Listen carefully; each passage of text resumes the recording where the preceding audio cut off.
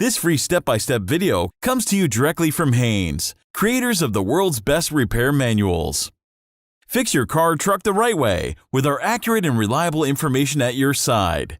You can complete more than 200 jobs on this vehicle when you purchase the complete online manual at Haynes.com. Taillight bulbs replacement. Open the tailgate. Remove the tailgate housing mounting bolts.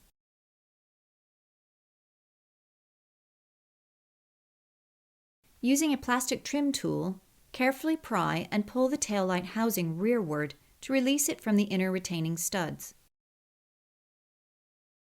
Remove the housing from the body and rotate the bulb holders counterclockwise. Then pull them straight out of the housing.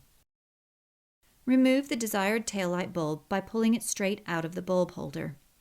Do not pull on the wiring harness. Install the new bulb into the holder, pushing it firmly in place.